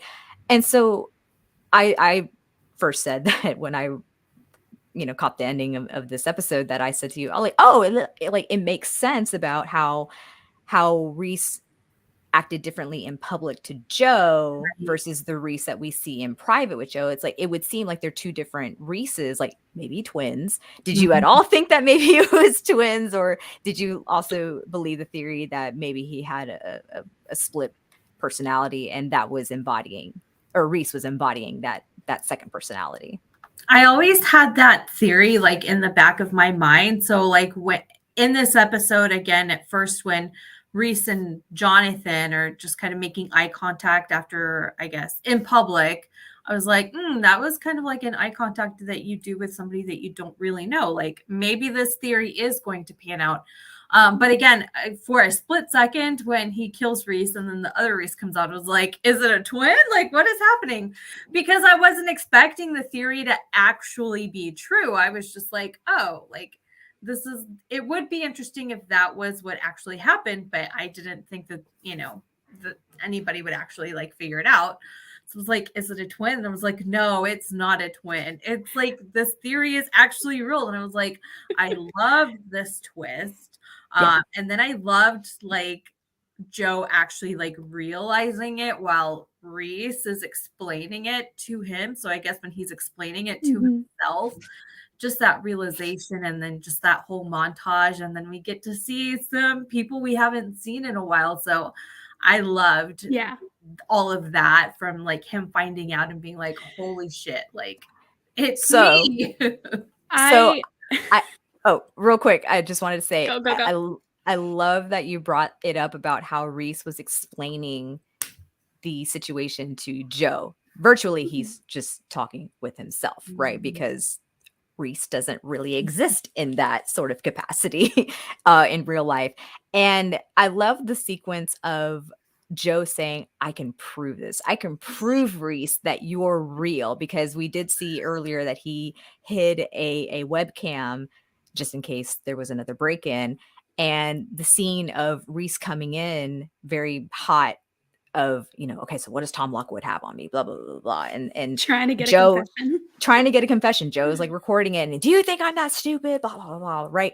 And when you're watching the playback of that footage, it's just Joe. There is no one else there. And he's just like, oh, okay, well, maybe this is real. Like, it's so interesting because the amount of like self-awareness at that point, it was just on a completely different level. But I love the chemistry that we see between Joe and Rhys, even though Rhys is dead, but the identity of Rhys in Joe's head is just having this full-fledged logical conversation with him, and Joe is just in complete denial. And it's like, you're almost kind of made to believe like, wow, Rhys is the smart one in this situation. Like he's the brilliant one. Like he's the one that makes Joe tick, obviously. And when Joe is struggling to recall the details about where Marianne is and like how he could find her location, Rhys is just being straight up coy, and just, thinking you're getting warmer. It like, as Joe's looking through the apartment or the flat, he's like, you're getting warmer. Like, oh, like there's always a box. Like I lost it when I heard that line. And of course, the box that Rhys is referring to is a box of Rhys mementos, nail clippings, a sweaty towel, hand towel, all these other personal belongings that we've seen Joe take from his infatuations right? I'm not even going into details of the previous boxes, but you get the idea. There's always a box that's kept Yes. hidden, but in close proximity for Joe. But the struggle between Joe remembering where Marianne is and how Rhys is just like enjoying that struggle. I'm like, wow, that's really fucked up. Yes. Like Rhys, you could just outright say where she is, but you enjoy this. And then I have to remind myself, no, this is the deepest part of evil that is within Joe Goldberg. Mm-hmm. I thought this was extremely well written, extremely well executed, and bravo to these actors. Like, god damn. Yes. The portrayals was amazing, and the verbiage and the use of the amazing and immaculate like terms that they've used. I really liked it. I very much enjoyed it. I was I was gonna go like back and tell you like because I never really let that theory go. Right. Because again, like I feel like a freaking bloodhound. I can smell it. And even from a television show, sure. Yeah, it's like I'm telling you, it's in media that I am by no means certified. I get things wrong. I am not infallible, people, like just for the record. Yeah. I am not an expert in dissociative identity disorder. I just really like it in media. So I never really let the theory go. And I did think it was odd that when Raul and him were locked up by Rhys in the thing, that conveniently he was always out of the room while Raul was out. No, he was like awake. Yeah. He was Yeah. always conveniently Yeah. only came in. Like I was like, odd, but whatever, I'll let it slide. No one else was ever present when it was just the two of them speaking or interacting. I'm like, convenient. Yeah. And the second that Rhys Prime opened the door saying, "Do I know you?" I was like, I knew it. So that was just me, but yeah, the acting and the words and this everything, and yes, Alter Rhys was really loving it. He very could easily do that, but I think Rhys for sure loves the game. Oh god, he loves it, and he knows that somewhere deep down Joe does too. So he's like, hey, this is a game that we set up for each other. So here we go. Intense. Marcy, I wanted to ask you about this real fast because there's a moment when Joe takes a tranquilizer that Phoebe was using, I believe. Takes a long needed nap to try to get Rhys out of his head, and he goes to Marianne in her cage to like free her, but like the keypad code is not working. And Marianne is given a coffee or tea or something from Joe that causes her to go to what appears to be anaphylactic shock. And so is this sequence even real? Because of what we discussed earlier about Marianne appearing to have OD'd on painkillers or whatever. But he has a series of visitors from female visitors, some lovers, one who isn't.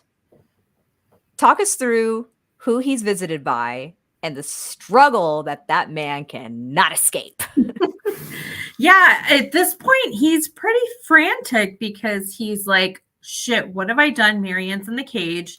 I can't get this code to work. I need to find this key. Like, he is just on a rampage to find his key to maybe save Marianne. And like, then like he can be the good Joe that he thinks he wants to be or that he is.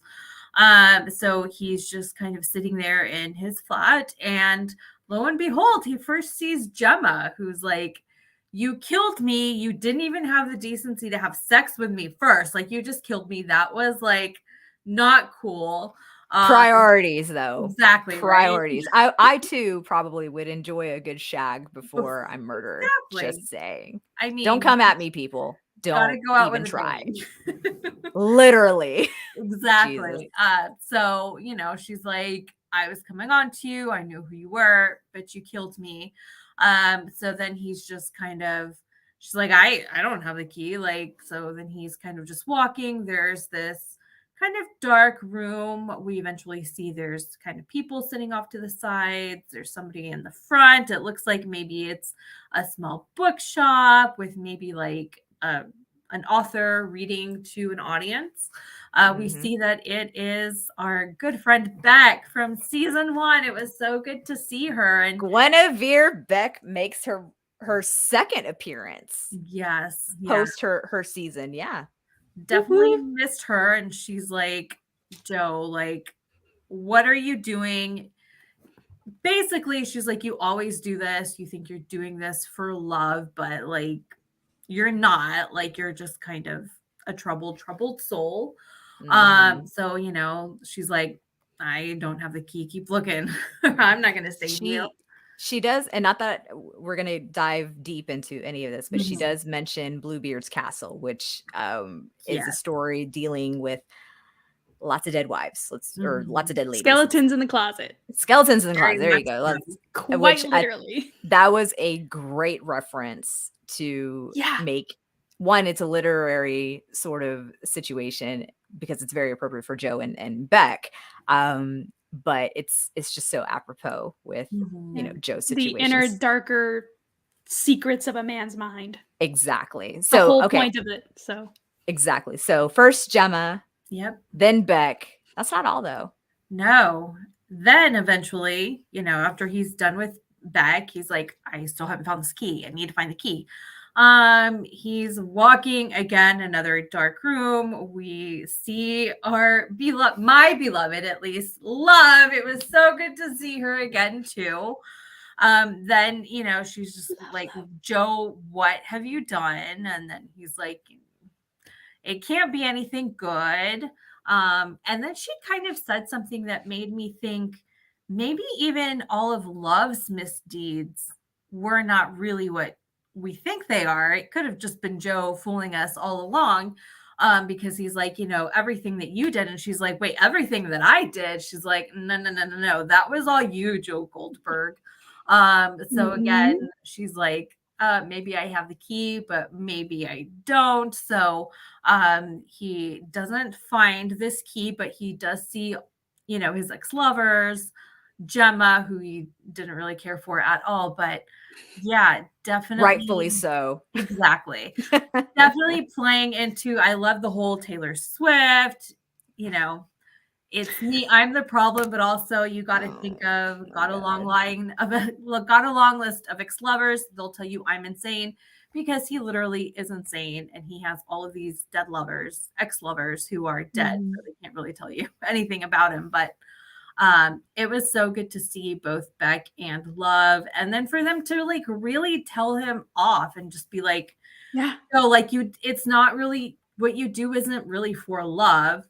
You're just kind of like doing this because you get infatuated and like you just want to blame us for what you do, which I loved because this happens a lot in real life too, where typically men, and I'm saying this like as a straight woman who's only been in relationships with men, so like this is why I'm saying men will tend to do things and then be like, well, I did this because of you. And that's like, no. You did this because you wanted to do this. Do not blame it on me. So I loved that they were able to come back and be like, no, Joe, like, don't ever say that what you did was because of us or that we did it. It's all been you, baby. So listen. I've been married for almost 8 years. I've been with my husband for almost 13 years. They can make their decisions and not be influenced by anyone else. Just saying. Interpret that as you will, people. So yeah, like I love seeing the comeback of these past lovers, with the exception of Gemma, because she clearly is not a past lover. I was a little weirded out by her. Everyone else was happy. I was not happy about seeing her. I'm just like, this bitch again. Like, no, I don't want to see her. Like, it was unnecessary. It was completely unnecessary. But driving the point of making these kills because he felt threatened or he felt a certain type of way, which I think one day maybe soon, or maybe when if there's another season, I should say, doing a character analysis on Joe Goldberg himself, because I think it'd just be a very interesting deep dive considering what we now know from this season and the condition he suffers from. So to kind of round out what's happening with him and Kate, right? There's always been like this understanding between him and Kate about like, listen, I don't need to know about your past. You don't need to know about mine. Let's accept each other for who we are and just like move forward. They seem to have like a really good relationship, right? Like they're happy being boyfriend and girlfriend. Like he's of course so fixated on her. He completely forgot about Marianne altogether, right? Joe did because and Rhys is even like, yeah, Rhys is like even encouraging like, oh, you should go and find out what's going on with Kate, like, or you should go shag her, you should, you know, go like whatever, like you do all these things, like he's encouraging it, right? And making Joe forget about Marianne altogether, right? Well, when it comes down to these tough events that revolve around Kate and like that of her father, right? Kate, when she finds out that her father has had a hand in every little event of her life, internships, successful work achievements, gallery opening, whatever the case may be, right? Tom Lockwood has always had a hand in it, right? She's never actually achieved anything on her own, and she hates being indebted to her father. And we actually do see her cry for the very first time. Like she had to get completely sloshed in order to let that happen. But like now Joe is aware that Tom Lockwood has upset my person. I got to go take care of this situation. So Joe will go and kill Tom Lockwood, as one does. Yeah. But like, here's the thing, and this kind of falls apart for me. Joe uses Kate's phone in order to text her father. Kate's a smart woman. You don't think she would have put 2 and 2 together about, oh, I never sent this message to my father. Oh, look, my father is dead. Yeah. I'm sorry. That to me was just like lazy writing. It was a little bit. And I feel like it also just hello, kitty cat. It was Hello, not kitty cat. smart on Hello, you. This is a hoax. No. I feel like it just wasn't smart on Joe's part. No. And I feel like maybe Rhys, the alter Rhys, was just kind of itching for a kill, and so he was just like, I'm gonna push this as much as I can, and just like, let's go. And he rushed. It'll be sloppy, but who cares? It's a kill. A kill is a kill. Well, yeah. And speaking of sloppy, there's another thing that popped up that is very off character for Joe when he makes his kills, is that when Rhys's body is discovered in the woods or forest or whatever, the media reports that there's DNA on the body. Now, my question to you ladies is simply this. Is that real? Did Joe actually leave behind DNA? Because he's usually very careful about what he does. We saw that with Malcolm. We saw that with all his other past kills. Or was that something that, because I think Tom Lockwood kind of alluded that, oh, that was just kind of hyped up for the media to make it more interesting or what have you. But like, it comes back again when Joe is having this conversation with Kate about Rhys's death. And Kate makes mention about the DNA and how the test results were inconclusive. So was Joe really that careless? Like, did he get sloppy, do you think? It could be, because I think at that point, once he realized he had killed Rhys, but then like Rhys was still there, I think maybe he could have gotten sloppy because he was like, holy shit, what's going on? When before he'd been able to just kind of do it and be in his zone and just be in his murdering zone, because he's like, I've got this handled. I've done this before. But now when he's like, I really don't know what's going on with my mind, he could have been sloppy. It could have also been like manipulated by Tom Lockwood, again, like you said, to put in the media to just kind of see what happens. But that is all like very, very sketchy. So I think maybe Kate knows a little bit more than maybe she's letting on, because I also think the police would hopefully try to do more investigating rather than when Tom Lockwood's body shows up, like the very obvious story that Joe has like concocted.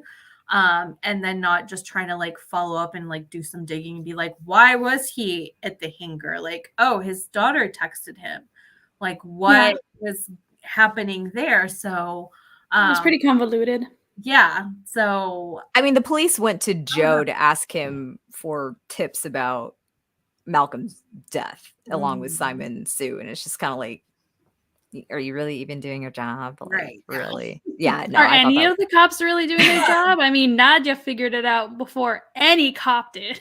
Yeah, London PD. I need y'all to do better. No, I just thought again, like it was one of those things that was kind of maybe rushed, and just like again, you didn't have enough time to like breathe and like let that kind of stew. It just happened very very quickly.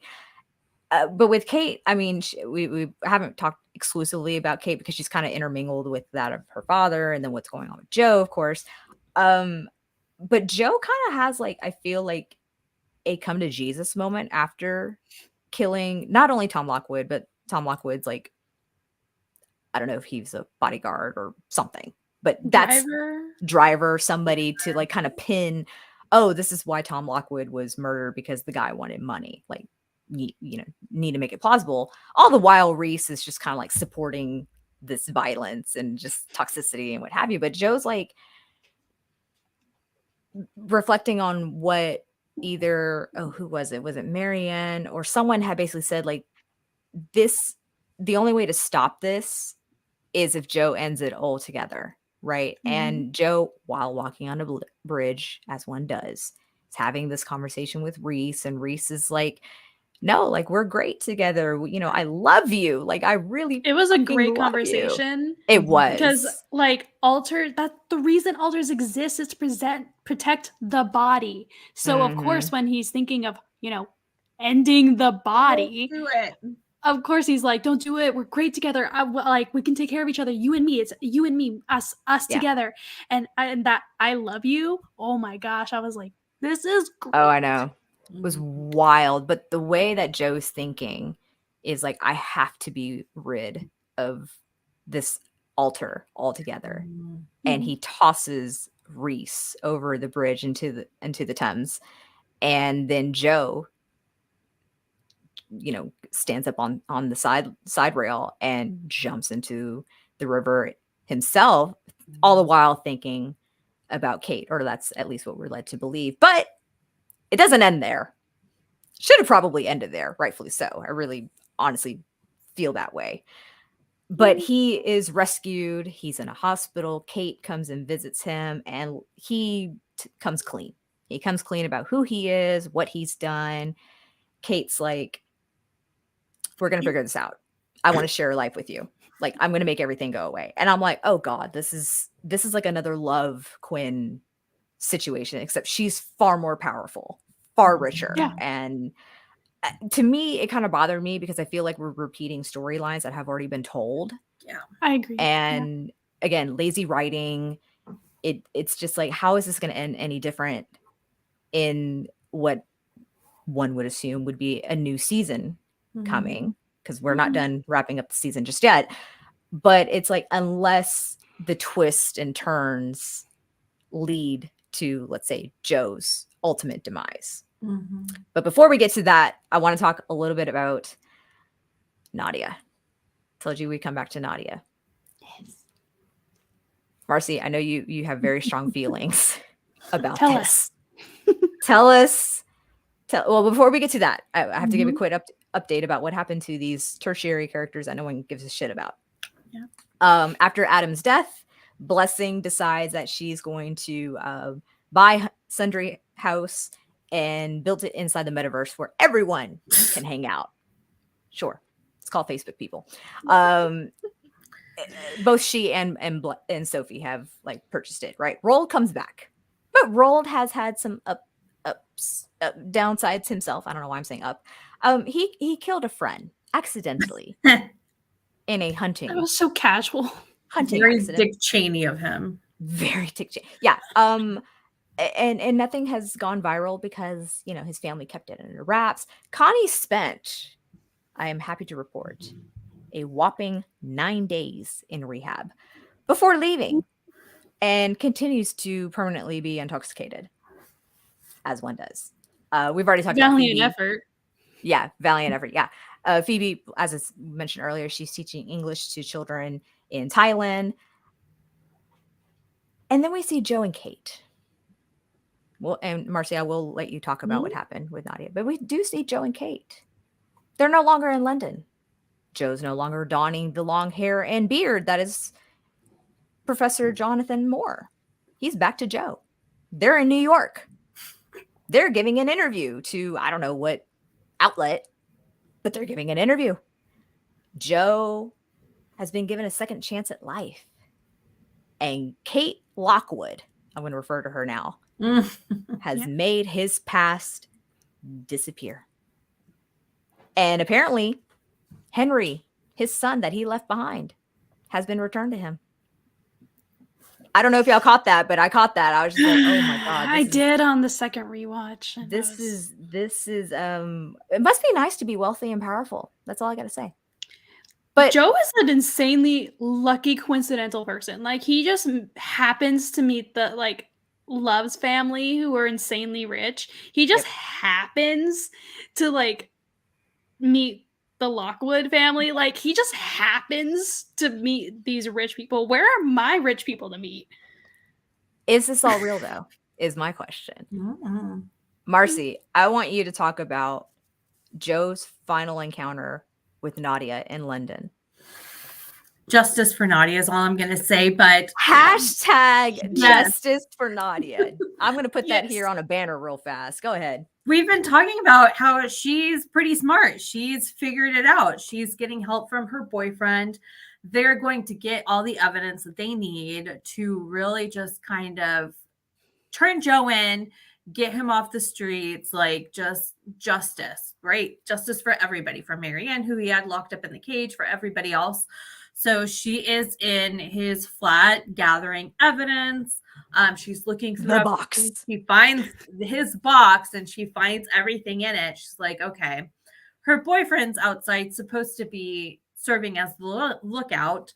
He obviously hasn't had a lot of experience being a lookout.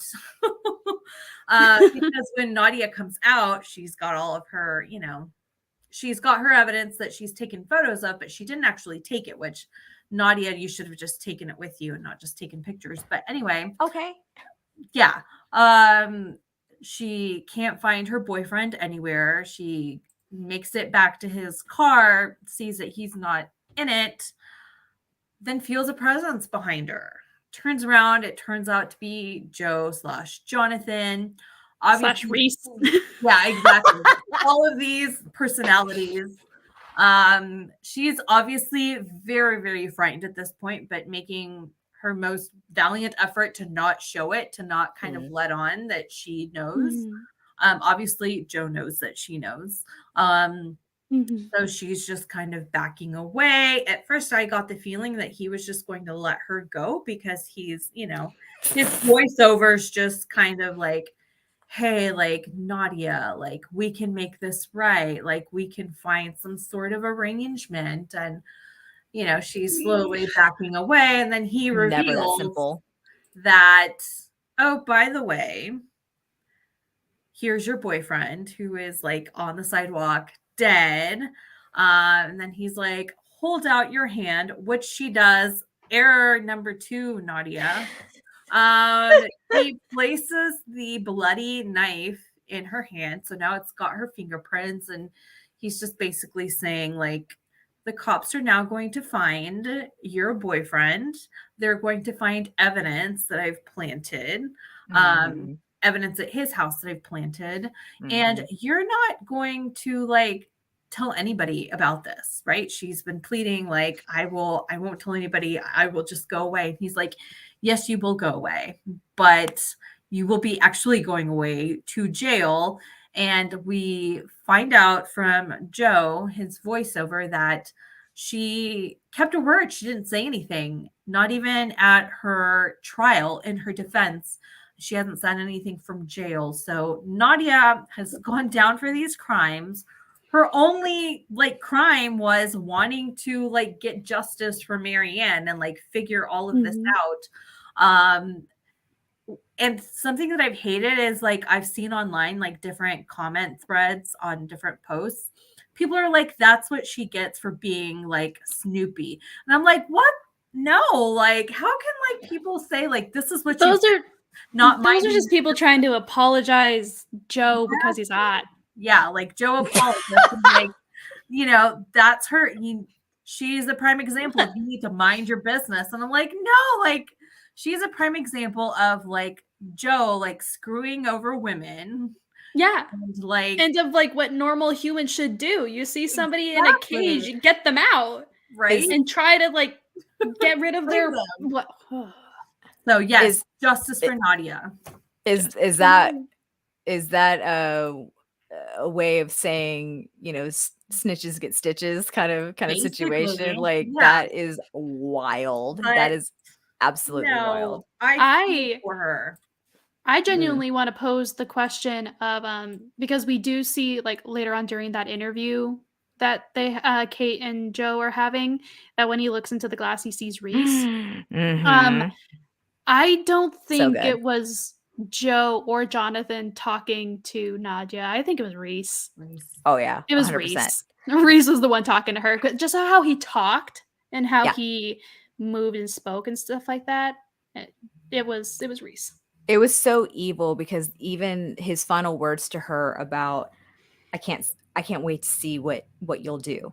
Like that's meant to be as an encouragement from a professor to a student. Like, I can't wait to see the things that you'll do in the future kind of thing. But that was more of like a ha-ha, like see what you can do from jail. It was very much a taunt. And I now feel that anytime that we've ever seen Joe be this evil kind of person, now we can associate that with his Rhys altar, right? You put a face and a name to that altar. Because when we did see that scene you just talked about with the reflection in the window, and they're now as one. Before, the two were separate, and Rhys was basically saying, like, we need to become as one. Like, you need to accept who you are. You need to accept this side of you in order for us to be which one. is a common thing in like just like in social media. It's definitely a thing. It's very, very common that they want to kill each other or become each other or it is definitely a thing. I'm kind of glad that it showed that there was still both of them. They didn't just do him trying to jump off the bridge suddenly got rid of one of the altars. Like, that would have bothered me. It's almost like when you see like Lord of the Rings with Gollum and Smeagol, you know, that same kind of dissociative pattern. And and when Smeagol thinks that Gollum is gone, he's free. No, you're never free of that person. It's not that simple. Or in Fight Club. I'm going to mention it again. We don't talk about Fight Club. Yeah. Like, for anyone who's never seen Fight Club, I'm going to spoil it. Sorry. He don't spoil it. He shoots himself in the head. Yeah. Like, to kill his altar, Tyler, and it worked. Like, well, it assumedly worked. Obviously, like the story ended like with that, but like assumedly it worked, and that's not how it works. So I was kind of glad that I thought that that's what they were going with the and especially since after the bridge we see him with Nadia, and I was like, and I got Rhys vibes from it. I'm just like, oh, so Rhys survived, not Joe. Yeah, but then I don't know. The interview was different, though. The interview continued with Kate basically saying, you know, she's taken over her father's company and, you know, it's come into this great power and great wealth, and she's wanting to do good in the world, right? They want to build an art school. They want to do this. Joe has purchased a small bookshop in New York. We're going back to Mooney's, y'all. I'm just saying, we're going back to Mooney's. And she's like, yeah, I want to do good in the world. And the last line basically is of him saying, I'm just here to help. And it's like, oh, you leave that up for interpretation. Like, what kind of monster is Kate going to be and what kind of help is Joe going to provide? Overall, Really quick, do we know if, because we know that he said that he told her everything. Did he tell her about the altars? that is a great question. Does she know? I think that remains to be seen. One can presume that we're going to get one more season. I'm anticipating one season that's going to be the finale of the series. So, which leads me to my next question. Ladies, Marcy, I'm going to start with you. Your overall thoughts on part 2 of season 4 of You. I liked it. Love the twist. I think they could have ended it there. I think I loved that at the end when he's talking to Love, she's like, I have something for you, and it's not the key. And it's like, it's the gun, when it's like him, like, I really need to end this. So I thought like him jumping off the bridge, not surviving. I was like, that I would have been satisfied with that as a series finale. And I'm like, okay, the Joe story is over. Like, everybody can breathe easily. Like, everyone can live. Exactly, right? But no, that didn't happen. So like, I'm kind of bummed about it. I think at this point, like, stretching it out more than at least one season, I think would really be like too much of it. So I really want to see Joe get what's coming to him next season. But there's a lot of like really good material that I guess they could incorporate. So yes, overall, really liked part 2. And then just really interested to see like where they go from here and how they wrap it all up, hopefully in like one more season. I don't think I could take 2 more seasons of Joe, honestly. Amber, your overall thoughts on part 2? I think it saved it because I didn't really care for the first half. I didn't. My boyfriend watched the entire series with me, and he actually stopped after the first half. He didn't even finish episode 5. He was just like, oh no. He's just like, I just don't like this season. And I'm like, fair. Okay, whatever. But with that, with the twists, and then also I feel a little biased considering it's, you know, a specific type of media that I'm going to enjoy. And that they did it well. I liked it. I think it turned it around completely. And I agree with Marcy. I think it should have ended. Especially with the conversation that Rhys and Joe had, that conversation on the bridge. It would have been, especially after the visions that he had with Beck and Love. It would have been perfect. I really was digging the fact of it being the ending, but it ended up I don't know. I'm just curious. Yeah, I'm curious to see how Kate interacts with the altars, I guess, how interacts with and how he interacts with himself, knowing now that they are connected or united. So, what I want to say to that, and then we'll have to wrap soon, is that he made it known to Rhys on that bridge that if he didn't end it, he knew that he was going to kill Kate. Yeah.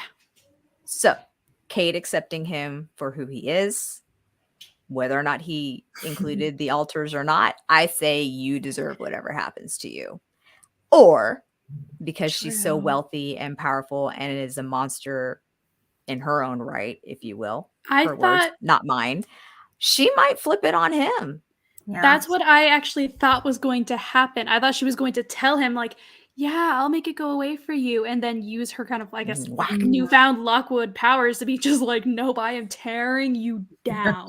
Yeah. I would have, like, once she got a full confession and once she got the whole story, I thought that would have been so much more interesting. And then also, like you mentioned, how it's too close to the Love story. I think like so. with like it's following that pattern of Love that Love did. I think this would have been a really good foil to that, for her to be like, kind of like, I'm going in that direction. So it would have been perfect. Right. Well, I will say this. I am actually happy to see not just one, but two happy endings, if you will. Yes. One for Lady Phoebe and the other for Marianne. Marianne was able to foil Joe/Rhys Yes. and through Nadia's help, get back to her daughter, Juliet. And I love the little scene that they included of her with looking at the headline on her phone, and she kind of scoffs at a new lease on life. Like, really? Like, this motherfucker? Ugh. Yeah. So I'm thinking this is the last we'll see of Marianne, because there's really no point of bringing her back, because Joe believes that she's dead. She obviously is on the other side of the world from Doesn't where really he have means currently to go is. against the Lockwoods. Exactly. So I think Marianne's story is concluded. I agree with both of you thinking that this should have been the final season altogether, had they kept with the direction of Joe drowning in the Thames. But obviously it seems that there are other plans in place. We probably will not get a new season, maybe for another couple of years or so. But being that Penn Badgley is so heavily involved in the show, I mean, he even directed some of the episodes, one if not two, if I'm not mistaken. Yeah, I love the fact that he took the directing chair for these episodes. I thought it was brilliant. Brought a very interesting twist for the plot. It's not perfect, of course. There's some things that I don't think fleshed out very well. But overall, I thought part 2 was way better than part 1. Yeah. Yep. So it kind of saved season 4, in my opinion. And I'm actually glad that Netflix decided to split this in two parts rather. I think for their business model, it'd be best if they released episodes weekly, just to help with interest and drive. It would help our podcasts, of course, instead of having to do one big wrap up. But hey, here we are, we're doing it. So overall, very interesting season. I do really enjoy the show, and more so, I'm glad I'm able to talk about this show with the both of you. So thank y'all so much for embarking this journey of you with me. Thank you. Thank you. You. I can't do the Penn Badgley thing. Like, there's just no way. I don't have that voice for it. But anyway, so good at it. No. So good. So good. It's like you just speak in italics. Yeah. No, right. And all caps, but italics. Yeah. No, in cursive. In cursive. That's true. You're speaking in cursive italics. Oh my gosh. It's so funny. Yeah. Well, ladies, thank you once again. We appreciate those who were in the chat today. Nick and Claire from Walking with the Woods. They were here earlier, as well as McDorks, Christian and McDorks. Thank you so much for being here as well. Those who are watching the replay, please take a moment to subscribe to our YouTube channel, like this video, and don't forget to leave a comment about what your thoughts were for season 4, part 2 of Netflix You. Also, don't forget to follow us on Facebook, Twitter, and Instagram. Search at Watchers Basement. Use the same hashtag to help grow our audience. And you can also find our audio podcast available on Apple, Spotify, and Google. Be sure to give us a 5-star rating. So for Amber, Marcy, I'm Brittany. Thank you so much for listening to our pod on the show You. We will be back soon for a new podcast. See you then.